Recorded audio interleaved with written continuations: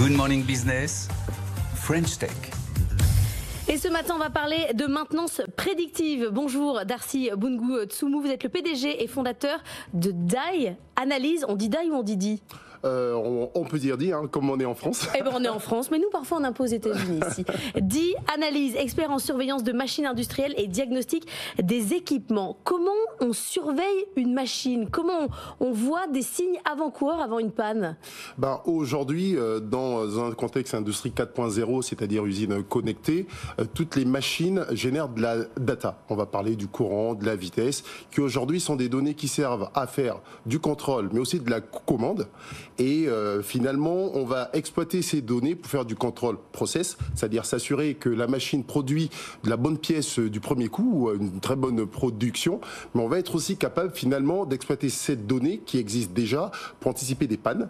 Et donc on va parler de maintenance prévisionnelle qui est aujourd'hui l'axe sur lequel nous on se positionne. Toutes les machines parlent évidemment, mais elles ont de l'intelligence artificielle désormais. Évidemment, il y a de l'IA dans les machines et il y a de l'IA pour détecter si les machines vont tomber en panne. Mais alors, si on prend un cas concret, parce que vous, ce que vous surveillez, c'est, je sais pas moi, un laminoir par exemple, une fraiseuse, c'est des appareils de ce genre-là, c'est ça, hein ? Tout à fait. Donc vous prenez en fait la machine. Il y a au départ ce qu'on appelle l'état sain de la machine, c'est ça ? Et vous allez calculer une déviation par rapport à cet état sain en allant chercher quoi ? C'est des signaux faibles, c'est ça ? Et comment est-ce qu'on les détecte ? C'est avec des capteurs ou est-ce que c'est des caméras qui surveillent les machines en permanence ? Comment ça fonctionne concrètement ? Nous déjà, Dianalyse Signal est créé depuis 2014-2015. Ça fait 10 ans qu'on existe et on est en fait précurseur sur cette approche d'analyse de la data des machines pour anticiper des pannes. Et on propose finalement une innovation qu'on a baptisée Leslie, qui est en fait une intelligence artificielle edge computing en opposé au cloud computing. Elle va donc opérer dans l'usine, dans le réseau local, et c'est une approche dite non supervisée. C'est-à-dire, elle va, comme vous l'avez dit, comprendre le fonctionnement de référence pour pouvoir anticiper toutes les pannes inconnues, contrairement à une IA supervisée qui, elle, a besoin d'historique de panne. C'est qui est très rare à obtenir dans l'industrie. Et donc là, typiquement, elle va donc comprendre en quelques heures le fonctionnement de référence, que ce soit d'un laminoir. On l'a par exemple avec un client partenaire Redex, avec qui on a d'ailleurs remporté un appel à projet de France 2030 sur la réindustrialisation. Avec Bruno Bonnel sera avec nous à 8h15 sur France 2030, ça me permet de le teaser. Parfait.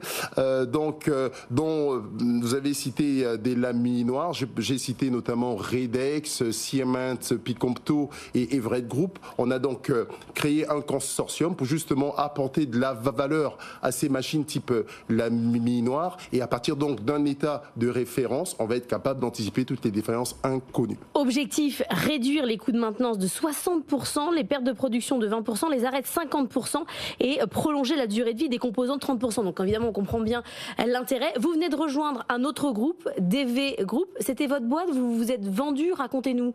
DV Group, c'est une histoire d'abord de passion pour l'industrie entre Pierre Vandenove et moi. On s'est rencontrés déjà dans le cadre de l'écosystème Siemens. Nous nous sommes parfaitement intégrés dans cet écosystème.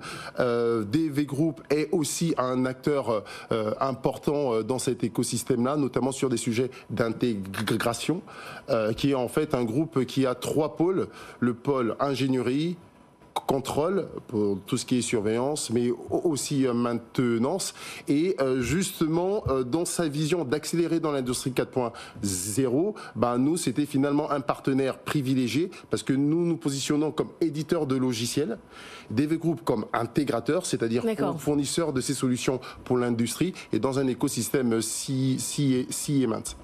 Anthony. Si je me mets à la place des industriels qui nous écoutent, qui peut-être sont intéressés par votre solution, en termes de retour sur investissement, c'est quoi ? Leur donner quelques chiffres, mais en gros, on va pouvoir déterminer que telle pièce va tomber en panne combien de jours avant qu'elle ne tombe réellement en panne? Et ma deuxième question, c'est est-ce que c'est un système qui est plug and play? On arrive, on a juste à installer et puis il n'y a plus rien à faire? Ou est-ce qu'il faut des compétences chaque machine aussi? Ouais, c'est ça, pour chaque machine. Est-ce qu'il faut, je sais pas, un électrotechnicien, quelqu'un de spécialisé? Parce qu'il n'y a pas deux machines pareilles. Ben non, c'est ça. Donc il y a une complexité aussi de ce point de vue-là. Justement, cette complexité, on l'a levée du point de vue technologique. Aujourd'hui, Leslie va agir sur 3 piliers fondamentaux. Premièrement, anticiper anticiper les pannes. Pour garantir la disponibilité des équipements, on a observé une réduction, par exemple, des pannes de 40%. 40%. Okay. Et elle va être aussi capable de comprendre le fonctionnement de référence et de s'assurer que le technicien garde cette référence pour faire durer les composants. Donc là, typiquement, on va économiser près de 30% sur les pièces de rechange, mais on va aussi contrôler le processus pour pouvoir finalement garantir la bonne pièce, donc réduire les rebuts de production à peu près de 20%. Et sur l'installation, ça se fait tout seul ou c'est... On a une approche bien particulière, c'est qu'on ne va pas nécessairement exploiter des capteurs rajoutés, des IoT, on va exploiter des données déjà disponibles dans des commandes numériques, des variateurs, des automates. Ce sont ces données qu'on peut aussi retrouver dans nos véhicules, hein, le courant, le couple. Et donc on va exploiter ces données-là en se connectant avec un câble RG45 et on va absorber la data déjà disponible et pouvoir derrière. Oui, vous ne remettez pas tout plein de capteurs nouveaux, vous pluguez sur ce qui existe déjà. Exactement. Et c'est d'ailleurs une approche, le fait que ce soit edge computing local et on exploite des données déjà disponibles, ça notamment plus des gens comme Naval Group, Safran qui ont éprouvé cette solution. Vous m'avez dit on est en France, mais on a dit beaucoup de mots anglais quand même à 6h45. Merci beaucoup Darcy Boungoutsoumu d'être venu nous voir ce matin dans la French Tech.